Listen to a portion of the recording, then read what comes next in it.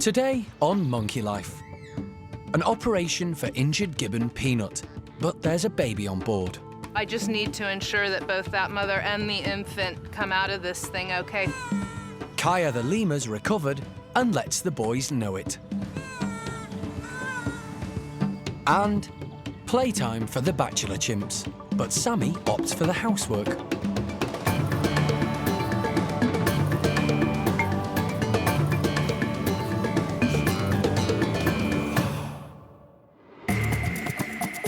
This is Monkey World in Dorset. Tucked away deep in the English countryside, it's the largest sanctuary for monkeys and apes on the planet. And this is Dr. Alison Cronin, the primate's best friend. Alison and her team spend their lives rescuing... The sun is still beating down. He must be in the shade. ...and rehabilitating primates from all over the world. They currently look after more than 240 monkeys and apes from 16 different species.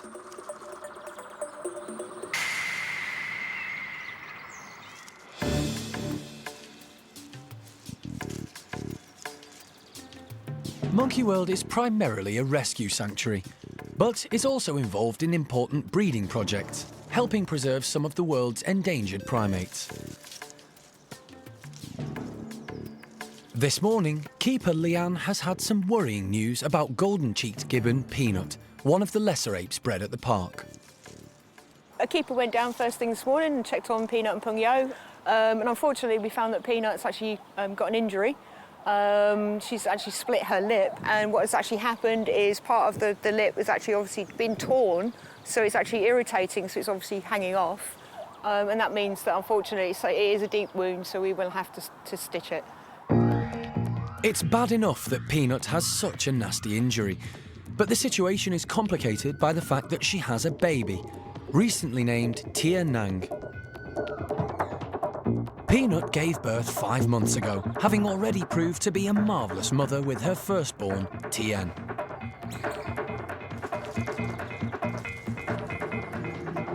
Peanut and her partner, Pung Yo, are a real success story for the park.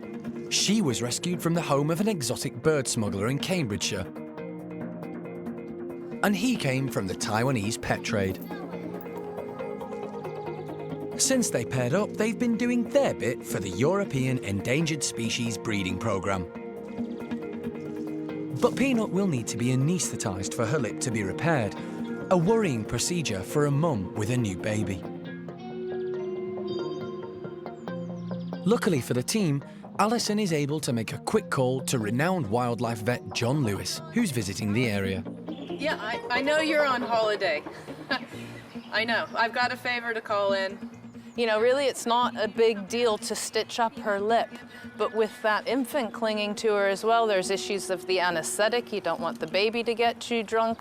We want to make sure it's gentle and nice as possible so that when she wakes up, she's still happy with her baby. Too many things to go wrong, so I'm calling in a favour from John Lewis, and of course, he's good as gold. He's always been such a tremendous help. He'll be here in an hour. It would heal on its own if you left it, but the edges wouldn't necessarily heal in alignment. And what we do by stitching is bring the two edges of the lip in alignment, and then when it does heal, it'll look a lot better and be easy for her to use her lip as per normal. The only complication with this is that the mother does have a baby on her. Now, generally, if you anaesthetise the mothers with babies at this age, the babies will stay on the mother while you work on it. And if you pull the babies off, that's when they'll start screaming, and that noise tends to wake the mother up. So we'll just leave the baby on if it's happy. John's decided it'll be less stressful for Peanut and Tia Nang to do the operation in a back bedroom at the Gibbon house, and not at the hospital. So Animal Director Jeremy collects and sets up all the necessary equipment. Jeremy has darted Peanut with a tranquiliser, because the gibbons have yet to be trained to take hand injections for anaesthetic purposes. Pulse is about 60. It's the breathing I'm more concerned about. With Peanut sedated and Tia Nang clinging on tight, John examines the wound. It's a very, very vascular area. In other words, there's lots of rich blood supply there. So wounds tend to heal quickly, and sterilising the mouth is quite a problem. And of course, this goes right through into the mouth. 25 breaths a minute. Which is good. Later, the keepers wait anxiously for news as John delicately attempts to repair Peanut's torn lip. That is the last stitch, actually.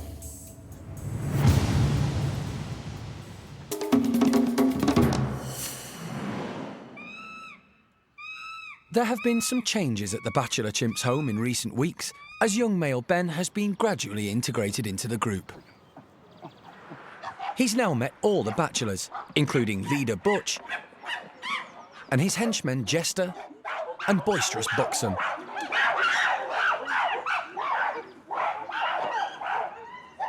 As well as renewing old friendships with nursery pals, Seamus and Turkish Charlie. The move has been a success. Ben settled in well with the fun-loving bachelors who've welcomed him to the fold. Butch and the boys are a fairly sociable and active lot, and the care staff enjoy coming up with ways to keep them entertained. Today, Hannah has a plan. This morning we've got a bit of a treat for the boys. We've got a couple of jellies and ice lollies made up. I've actually got 28 litres of jelly in each tub that we've made. So, yeah, look at it wobble. Enormous frozen fruit-laden lollies and giant jellies aren't the only surprise on offer today. They've not had bubble bath before, so this one's just a bit of fun, really, just to see what they make of it. And it's pineapple scented, so it's baby bath, so obviously it's not going to do them any harm. And the other two is oil and water mixed with sunflower seed, because the skin gets dry because of the heating. So hopefully the sunflower seeds with the oil will encourage them to dip their hands in and they'll get a nice coating of oil on their hands. And we've also scattered a little bit of the breakfast around just to keep everyone happy. So let's let the fun begin.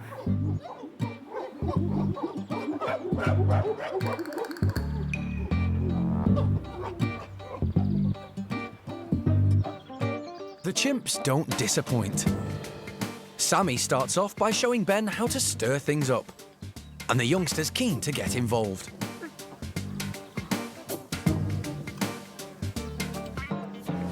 Tough guy Paco's determined to reach the fruit through the frozen ice. And bad boy Buxom gets his teeth into it.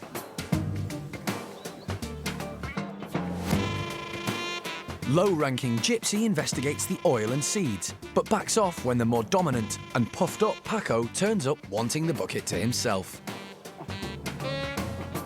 On the platform, Jester is trying his first taste of jelly.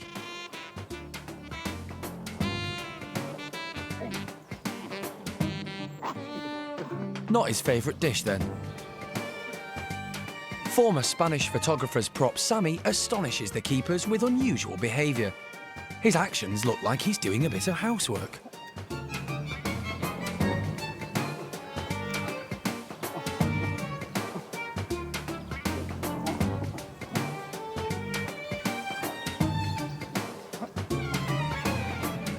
Later, more laughs with the bachelors, the jelly, and even the buckets.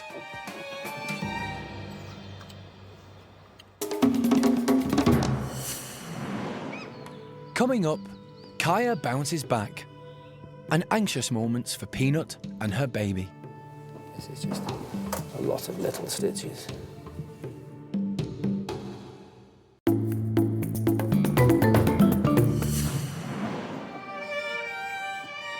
To mix things up a bit and keep them entertained, the bachelor chimps have been given buckets containing jelly, ice lollies, bubbles, and oil with seeds.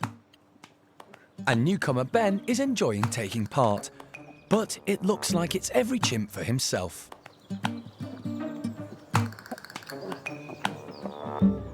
Buxom thinks he's got away with a bucketful, but his technique needs a bit of work.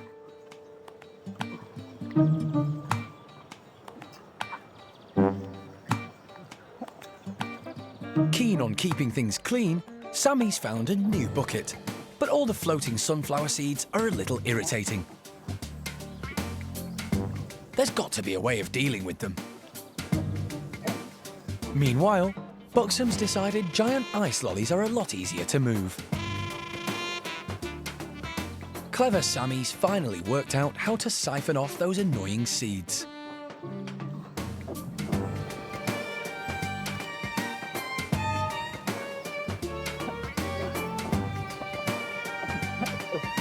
And Jester, well, he's quite happy with the buckets, even if they are empty.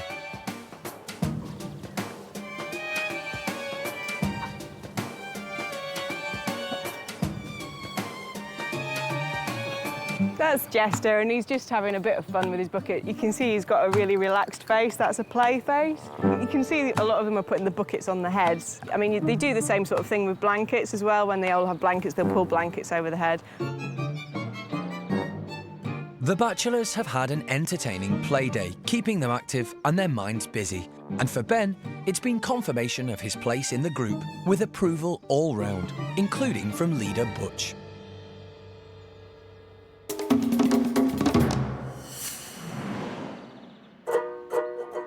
Keeping the primates at the park engaged and encouraging the kind of behaviours they might display in the wild is all part of their rehabilitation.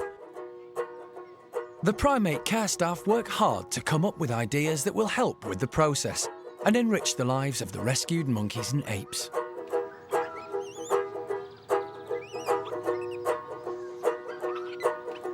Regular donations of toys and other recreational playthings are a real bonus. The different species of monkeys and apes will find their own way to play and investigate new objects. But the one thing they nearly all have in common is the desire to find out if there's food inside.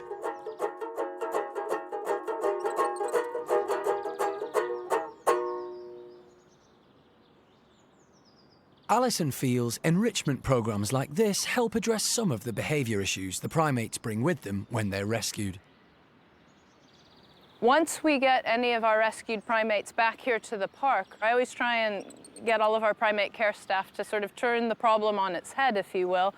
So we try and address the craziness by giving them the opportunity to exhibit normal and natural behavior. And what you find is that a lot of the time it's a lot easier to encourage the animals into activities that come naturally, whether it be foraging for food, social activity, getting them part of a group.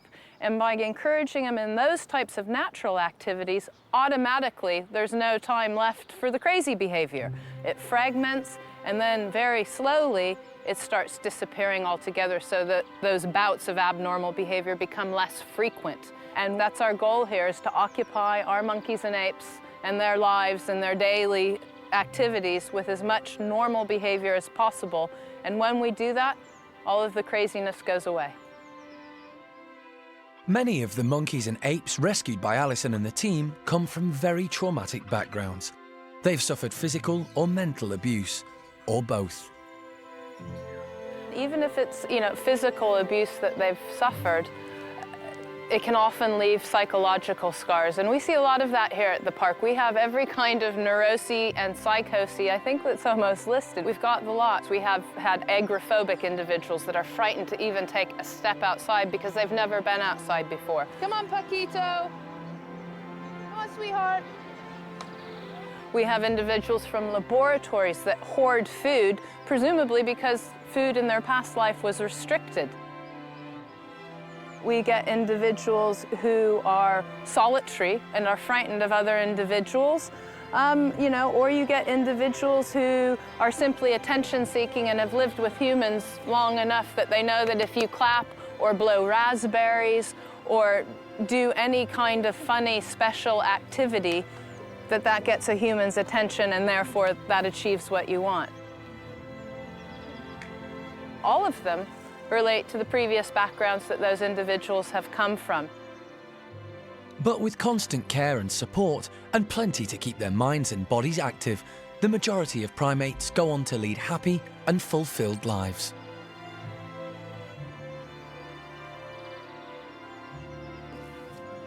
What we do is we give them the keys back to their lives again and say, right, here's a family group, here's all appropriate food, here's a more appropriate environment, and see if we can bring out all of those intrinsic innate behaviors that come natural to either a capuchin monkey or a chimpanzee, And by giving them the tools, the right environment to do so, a lot of those natural behaviors come out. Everybody's possible to rehabilitate.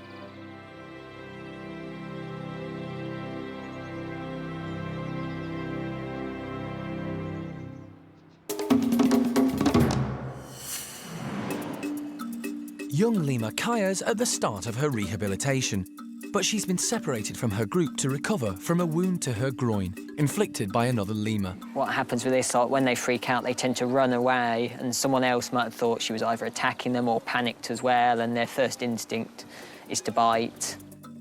She's had dominant female fennel to keep her company, but the injury was a setback to her integration into the main group.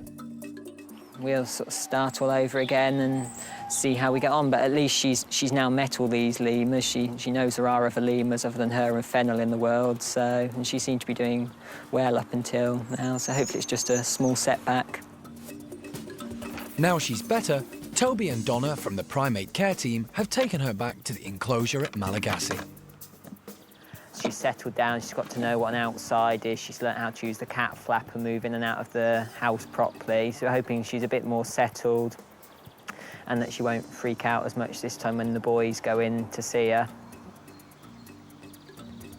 The boys are the 8 male ringtails, usually bossed about by fennel, because female lemurs are always the dominant sex. But Kaiyah has never lived with other lemurs and doesn't know this yet.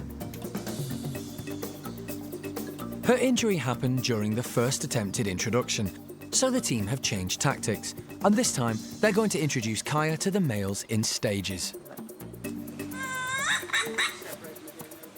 They're using the small pens at the back of the main enclosure, where ruffed lemur Blue normally lives. It's all a bit exciting for Kaiyah, who is very vocal. But if it goes well, Kaiyah, Fennel and the boys will soon all roam free in the great outdoors. We don't know quite how it's going to go at the moment because the public can walk through the enclosure as well, and Kaiyah is the only lemur that we've got that is human orientated. So we're just going to have to see how that goes, take it slowly, but hopefully she will be able to range in this nice enclosure.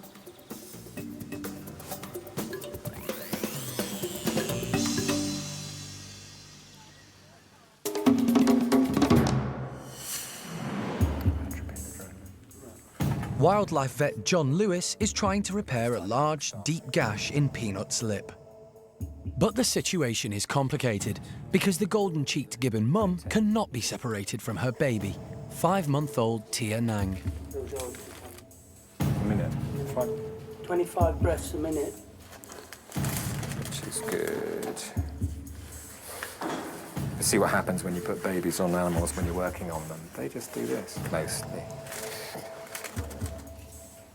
Good fresh bleeding tissue is the best tissue to heal. So I'm just going to literally scrape off the little bit of dead tissue on the surface, which has happened since it's been wounded and drying.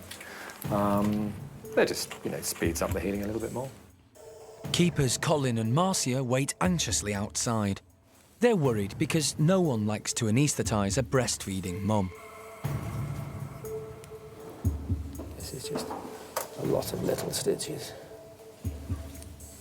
We repair the underneath first, the side that's closest to the teeth, because I can get to it easily from this side and bury the stitches inside the repair. That is the last stitch, actually. And you can expect to get a reasonably accurate repair, which hopefully that is. We're going to just super glue the knots on the sutures to make certain it's more difficult for her to undo them. But no, that's it, done deal. Should we just put her on the floor? Yeah, at the moment in that position. John and Jeremy make sure Peanut and the baby are comfortable. We may as well just give her more oxygen, I think, now. Breathing all right? Mm-hmm. We're actually going to wake her up. We're going to reverse one of the drugs used to knock her out in the first place. The gas, she's not actually receiving any anaesthetic gas now, just oxygen. That's all pretty much gone. So when we reverse the drugs, they don't come round and they have complete control over their limbs and whatever else, they could easily stumble and fall in that sort of hazy state after anaesthesia. So if we put her up here and she stumbles, she could fall flat on the deck, not only injure herself, but obviously injure Junior as well. And if she tries to climb from here up to there, she could easily miss and crash down to the ground. So you're better off starting on the ground. And when she feels happy enough to climb up, she'll do it on her own. That'll be a bit more on the twitch then. As Peanut begins to come round, John and Jeremy quietly leave the bedroom so she can wake up in her own time. Hey. Peanut is still a bit groggy, and Tia Nang still hasn't let go. Can we radio Alison, just tell her Herbert in here is getting up?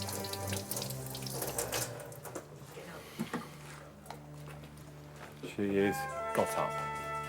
It's been done. It's instinct for gibbons to go high, and the pair climb onto a shelf where staff have left a blanket.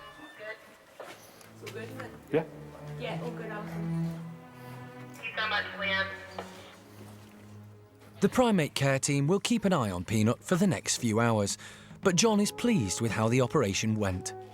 I think the wound looks like a bite. It's a very clean bite, but that's a bite. And stitching it, it would heal on its own, but you get a very distorted lip. So we just speed things up and make the repair more accurate. So yes, why not? That was a good job.